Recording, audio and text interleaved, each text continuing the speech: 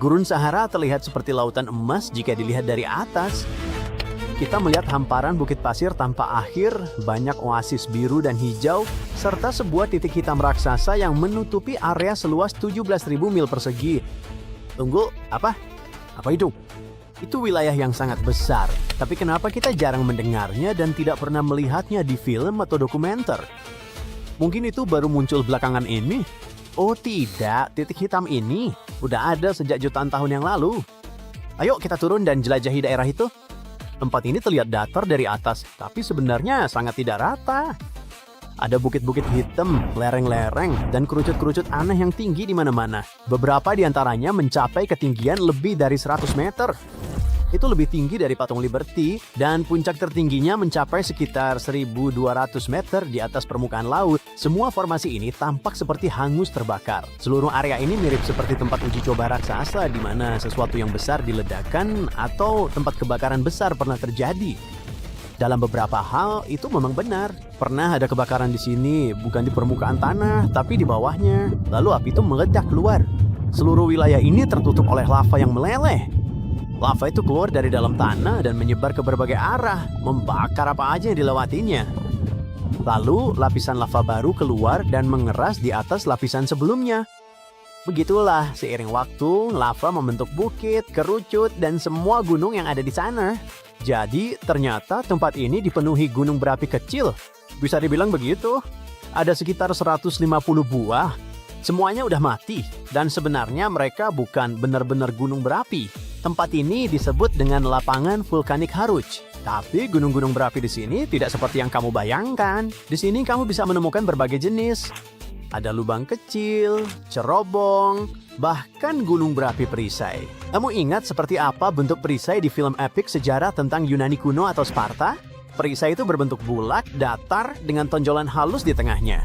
Nah, gunung berapi perisai bentuknya mirip seperti perisai yang dibalik. Mereka tidak berubah menjadi bukit atau gunung karena lava yang keluar dari gunung berapi ini memiliki viskositas rendah, lebih cair, dan sebagian besar terdiri dari basal. Lava ini menyebar lebih jauh dibandingkan lava biasa dan membutuhkan waktu lebih lama untuk mendingin.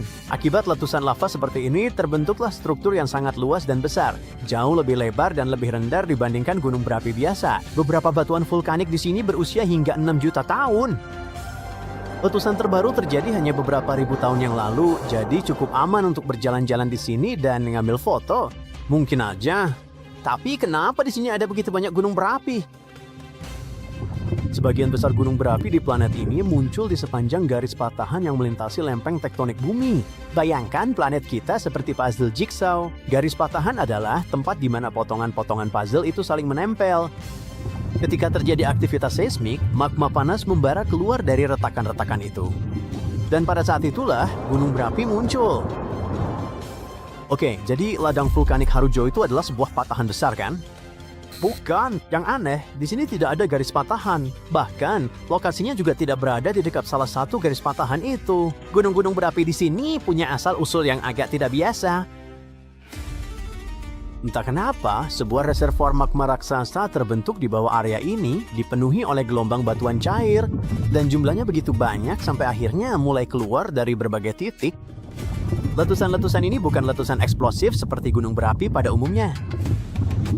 Di sini, lava mengalir dengan mulus dari banyak lubang ventilasi, mengubah permukaan tanah menjadi warna hitam pekat seperti batu bara. Semua gunung berapi di sini udah punah, tapi bahkan jika mereka aktif kembali, itu tidak akan menjadi bencana mendadak. Kemungkinan besar kamu masih punya waktu untuk melarikan diri. Oke, sekarang mari kita pindah ke Gurun Karakum yang terletak di Turkmenistan. Gurun ini menutupi sekitar 70% wilayah negara tersebut. Luasnya mencapai 135.000 mil persegi tanah tandus yang terpanggang matahari.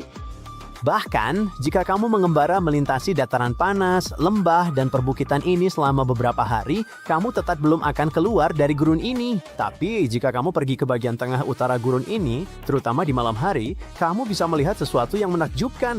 Dari kejauhan aja, kamu udah bisa melihat pilar cahaya terang, seolah-olah seseorang menyalakan api besar-besaran. Kamu mendekat dan melihat pemandangan luar biasa, sebuah lubang besar dengan nyala api yang terang. Tempat ini disebut Kawah Darvasa, dan ini bukanlah gunung berapi. Api di sini telah menyala bertahun-tahun. Lubang besar ini terbakar setiap saat dan menarik banyak wisatawan. Tidak ada yang tahu pasti asal kawah ini. Tapi konon para ahli geologi datang di awal 70-an untuk mengebor minyak. Mereka mulai bekerja, tapi tanah di bawah mereka ambruk. 3 lubang runtuhan muncul di sini dan mulai mengeluarkan gas metana. Dalam jumlah kecil, gas ini aman. Gas ini digunakan sebagai bahan bakar, dibakar di turbin gas dan generator uap untuk menghasilkan listrik. Dalam kehidupan sehari-hari, gas ini membantu memanaskan rumah dan menyiapkan makanan. Tapi dalam jumlah besar, metana bisa menyebabkan masalah kesehatan. Gas ini tidak berwarna dan tidak berbau, dan kamu mungkin tidak sadar sedang menghirupnya. Metana memang tidak beracun, tapi punya efek mencekik yang bisa menyebabkan kerusakan fisik serius. Selain itu, kebocoran metana bisa merusak lingkungan karena merupakan gas rumah kaca. Emisi metana bisa menyebabkan kenaikan suhu global dan efek rumah kaca. Jadi, mari kita kembali ke ahli geologi kita nih di Turkmenistan. Kamu tahu adegan di mana hidran kebakaran pecah di tengah kota, atau pipa meledak dan jalanan tergenang air? Para ahli geologi itu mengalami kecelakaan serupa dengan metana. Sejumlah besar gas mulai merembes dari bawah tanah, dan sesuatu harus dilakukan untuk mengatasinya. Anda berada di tengah gurun, di samping sebuah lubang besar, tempat gas berbahaya yang mudah meledak terus-menerus bocor. Apa yang akan kamu lakuin? Tentu saja, bakar saja. Para ilmuwan mengira api akan segera membakar seluruh cadangan gas mereka, dan semuanya akan baik-baik saja. Mereka membakarnya dan mulai menunggu. 1 jam, sehari, seminggu, sebulan, bertahun-tahun, gas itu terus terbakar. Lebih baik bagi lingkungan daripada rembesan tak terlihat. Tempat ini mulai menarik wisatawan dan ahli geologi dari seluruh dunia. Banyak ilmuwan meneliti api abadi ini dan sebagian berhasil. Tahun 2013, peneliti Kanada menemukan asal-usul kawahnya misterius. Geolog lokal menyebut kawah terbentuk tahun 60-an, tapi baru viral pada 1980-an.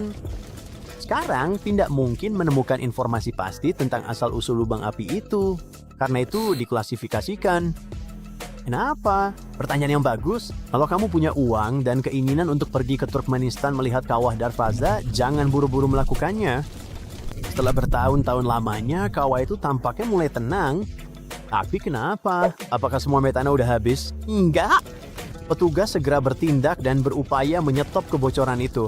Akhirnya, mereka berhasil mematikan katupnya. Sekarang, dalam citra satelit, terlihat api hampir padam. Di satu sisi, menyedihkan bahwa sekarang Anda tidak akan bisa melihatnya dengan mata kepala sendiri. Namun di sisi lain, jumlah kebakaran di wilayah ini telah menurun 3 kali lipat. Oke, percikan api dan magma di tengah bukit pasir yang panas memang tidak terasa aneh. Bagaimana dengan gunung berapi aktif di tengah hamparan es di salju yang tak berujung? Di wilayah Antartika Barat, para ilmuwan telah menemukan 91 gunung berapi yang tersembunyi di bawah lapisan es setebal 2,5 mil. Hal ini menjadikan Antartika sebagai rumah bagi jajaran gunung berapi terbesar di dunia. Semua es ini memberikan tekanan besar pada gunung-gunung berapi dan mungkin saja menahan mereka agar tidak meletus. Tapi seperti yang kita tahu, suhu di seluruh dunia sedang naik dan es pun mencair. Jika es kehilangan banyak massa, hal itu bisa memicu gunung-gunung berapi yang kemudian akan melelehkan lebih banyak es lagi. Ini akan menyebabkan kenaikan permukaan laut dan banyak masalah lainnya. Tapi mari kita bahas ini di video lain.